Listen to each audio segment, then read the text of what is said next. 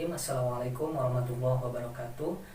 Selamat datang kembali di Mushaf Official. Sebagaimana telah disampaikan pada video sebelumnya, insya Allah pada video kali ini saya akan sharing mengenai bagaimana metode menghafal sekaligus melakukan proses pemahaman makna terhadap Al-Quran melalui alur terjemah ayat. Nah, sebelum kita membahas kepada metode, saya akan terlebih dahulu mereview mengenai beberapa metode-metode yang sering digunakan di masyarakat dalam menghafal Al-Quran. Secara umum, metode dalam menghafal Al-Quran itu dapat kita bagi dalam dua macam. Yang pertama adalah metode konvensional atau tradisional. Metode ini melakukan proses penghafalan dengan membaca berulang-ulang, mendengarkan berulang-ulang sampai dengan kita bisa hafal ayat yang kita baca dan kita dengarkan secara berulang-ulang tersebut. Nah, dalam metode ini hampir kita tidak melibatkan proses pemaknaan, karena yang digunakan hanyalah proses pembacaan dan mendengarkan secara berulang-ulang yang terkadang kita tidak mengetahui apa makna yang kita baca dan yang kita dengarkan. Nah, yang kedua adalah metode menghafal dengan alat bantu lain, media lain untuk menguatkan ingatan kita, untuk memudahkan kita menghafal. Baik itu melalui kode-kode tertentu di dalam Al-Quran, melalui huruf-huruf atau lain-lain sebagainya, atau melalui gerakan atau isyarat-isyarat untuk membantu kita memahami makna atau terjemah dari ayat tersebut. Nah, metode kedua ini lebih mendekati kepada proses pemahaman makna terhadap Al-Quran. Akan tetapi ini belum sampai kepada pemaknaannya langsung, karena untuk memahaminya itu menggunakan media lain tadi seperti yang sudah disebutkan, misalkan melalui isyarat atau gerakan-gerakan lain dan lain sebagainya. Nah, pada metode ini yang akan saya sampaikan yaitu dalam penerapan metodenya kita akan memfokuskan kepada perhatian kita kepada dua hal, yaitu pada lafaz ayat pada satu sisi dan alur terjemah ayat pada sisi yang lain. Sehingga pada metode ini kita tidak menitik beratkan pada proses penghafalan lafaz ayat, tetapi kita melakukan proses pengingatan antara lafaz dengan alur terjemah secara sekaligus melalui proses alih bahasa dari bahasa Al-Quran atau bahasa Arab ke bahasa Indonesia, begitu juga sebaliknya. Jadi pada prinsipnya dalam metode ini kita melakukan proses pengingatan dengan pola gerak ganda. Jadi ketika kita membacakan lafaz ayat, yang kita ingat adalah alur terjemah ayat. Begitu juga ketika kita membacakan alur terjemah ayat, yang kita ingat adalah lafaz ayatnya. Nah, karena metode ini pada dasarnya adalah menggunakan metode gerak ganda,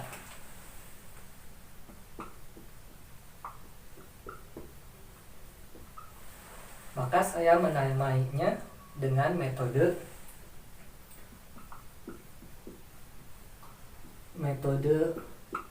jitu. Nah, ini saya singkat dari G2, gerak ganda, yang saya singkat menjadi metode jitu, menghafal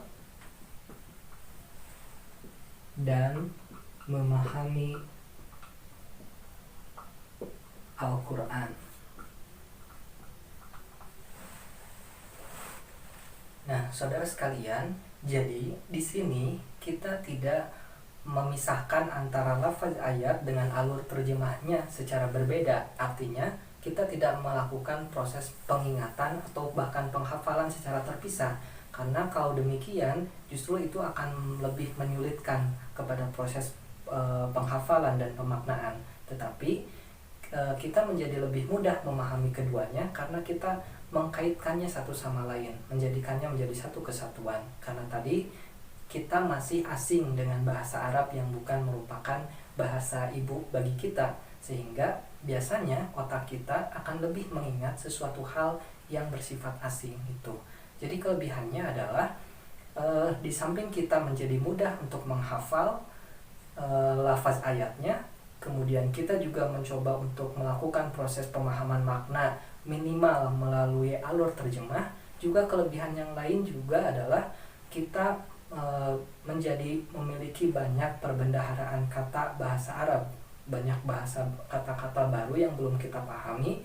Akhirnya kita menjadi tahu tanpa harus menghafalkannya, karena kita mengingatnya juga melalui saling mengaitkannya dengan penerjemahannya. Saudara sekalian, tentu ada beberapa hal yang menunjang keberhasilan penerapan metode ini dalam proses menghafal dan memahami Al-Quran secara sekaligus, yaitu yang pertama adalah kita sudah memiliki kemampuan membaca Al-Quran dengan benar dan lancar, artinya tidak terbata-bata.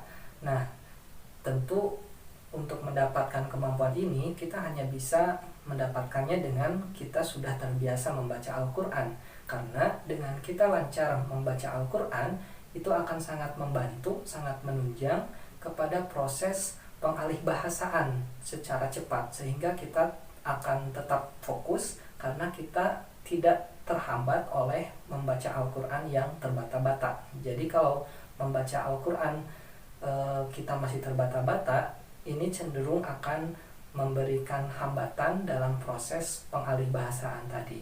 Kemudian yang kedua adalah kita harus memiliki pengetahuan dasar tentang kaidah bahasa, kaidah kebahasaan dalam bahasa Arab. Akan tetapi tidak perlu khawatir bagi yang belum pernah mempelajarinya sama sekali, tidak perlu takut bagaimana memahaminya, karena yang dibutuhkan minimal untuk sebagai penunjang metode ini adalah kaidah-kaidah yang masih sangat mendasar. Ya, jadi tidak akan sulit untuk memahaminya bagi yang baru mempelajarinya sekalipun. Nah, sebelum kita masuk pada penjelasan mengenai langkah-langkah penerapan metode ini, ada beberapa hal yang perlu kita perhatikan. Tentu yang pertama adalah niat kita dalam melakukan proses ini. Kita niatkan karena Allah dan untuk melakukan hal-hal yang baik. Kemudian yang kedua adalah berkaitan dengan hal teknis, yaitu berkaitan dengan mushaf Al-Quran yang menjadi pegangan kita dalam proses menghafal.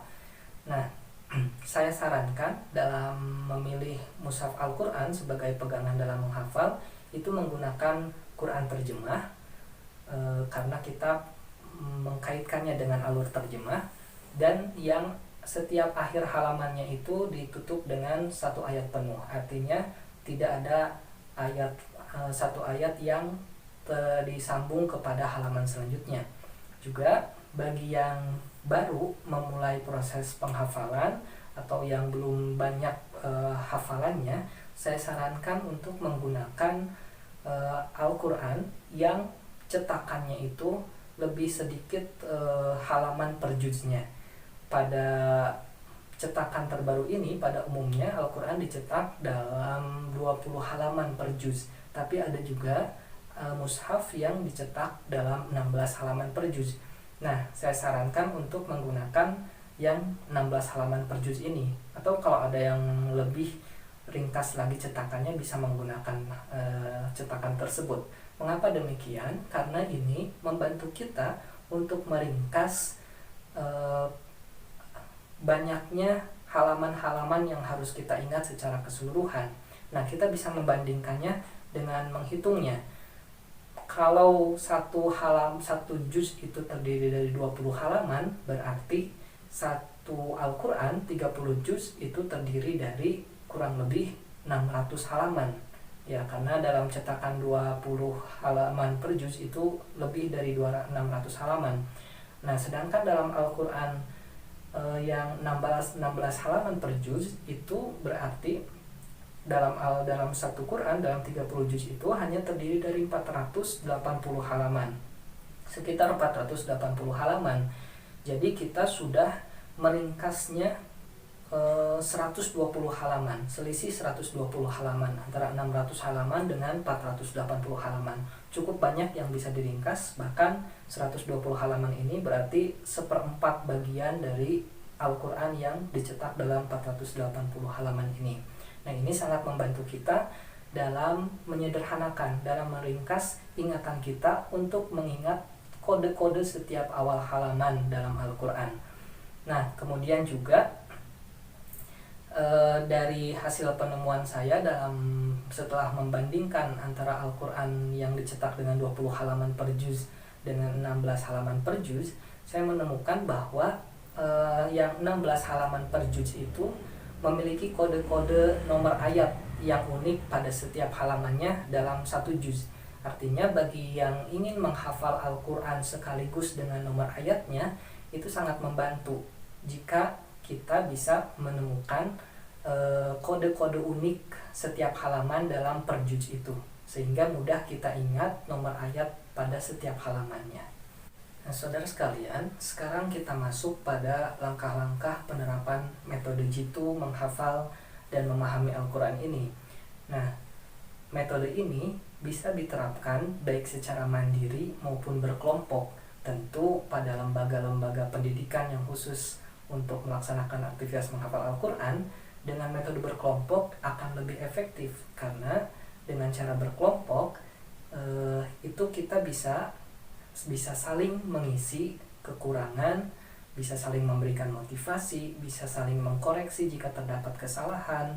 Kemudian juga dalam kelompok itu kita bisa memilih satu pembimbing yang bisa membimbing dalam proses penerjemahan, pengalihan bahasa, penyederhanaan alur terjemah, kemudian juga pengevaluasian secara keseluruhan dan lain sebagainya. Nah, menurut hemat saya memang satu sisi kekurangan pada lembaga-lembaga pendidikan yang mengkhususkan dalam proses tahfidz Al-Quran itu masih jarang yang menerapkan metode menghafal secara kolektif, secara berkelompok. Masih cenderung setiap peserta menghafal masing-masing, sedangkan pembimbing biasanya pada umumnya itu hanya berfungsi untuk menerima hasil hafalan dari para peserta didik mereka.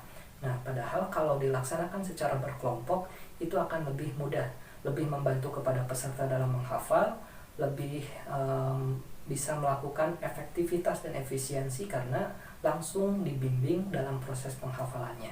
Nah, akan tetapi jika kita menghafal secara mandiri, tidak pada lembaga khusus untuk menghafal Al-Quran, kita bisa melaksanakannya dengan langkah-langkah penerapan metode jitu ini yang akan kita bahas sebagai berikut. Nah, langkah-langkahnya yang pertama adalah kita melakukan penerjemahan secara perkata.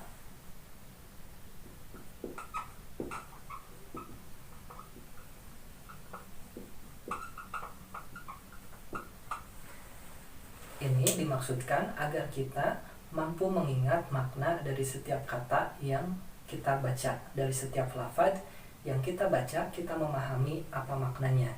Nah, jika kita masih kesulitan dalam melakukan penguraian makna secara perkata, kita bisa menggunakan Al-Quran perkata, penerjemahan perkata, atau juga bisa melalui aplikasi-aplikasi di HP, banyak yang menyediakan penerjemahan secara perkata. Tetapi sebagai pegangan dalam proses menghafal, itu saya sarankan tidak menggunakan Al-Quran yang terjemah perkata, karena secara visual kita membutuhkan pola-pola yang sederhana yang mudah kita ingat. Yang kedua adalah kita menangkap makna, menangkap alur terjemah. Maksudnya di sini, setelah kita melakukan proses penerjemahan perkata, selanjutnya adalah kita memvisualkan alur terjemah dari penerjemahan perkata yang sudah kita lakukan pada langkah pertama. Nah, nanti untuk lebih jelasnya kita akan praktikkan. Dan yang ketiga adalah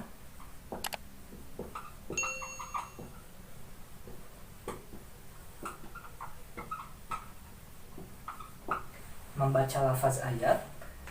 Akan tetapi setelah kita menerjemahkan perkata, kemudian kita menangkap alur terjemahnya.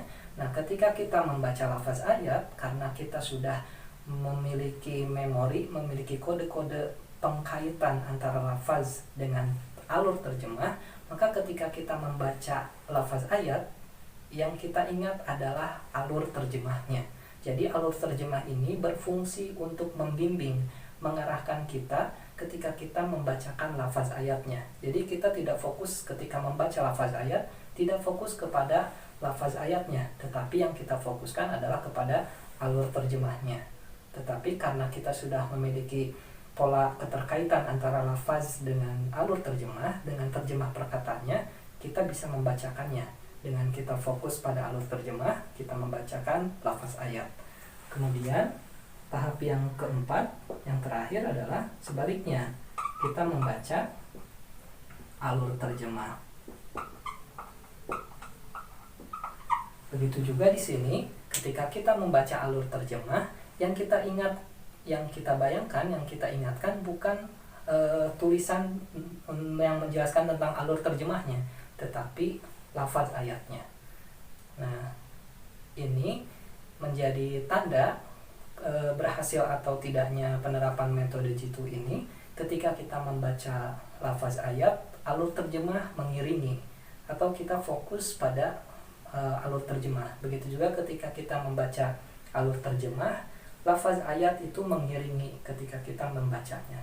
Artinya ketika saya menyebutkan A sampai Z, itu lafaz ayatnya tuh teringat dalam memori saya. Begitu juga ketika saya membacakan lafaz, alur terjemahnya pun mengikuti dalam ingatan saya. Nah, itu berarti tandanya kita sudah mampu menerapkan metode jitu menghafal dan memahami Al-Quran ini.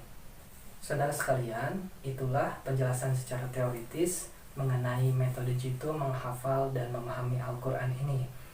Nah, untuk lebih jelasnya, insya Allah pada sesi kedua di video selanjutnya, saya akan mencoba untuk mempraktekkan bagaimana penerapan metode jitu ini dalam proses menghafal dan memahami Al-Quran. Nah, terima kasih atas perhatiannya. Mohon maaf jika terdapat kesalahan. Wassalamualaikum warahmatullahi wabarakatuh.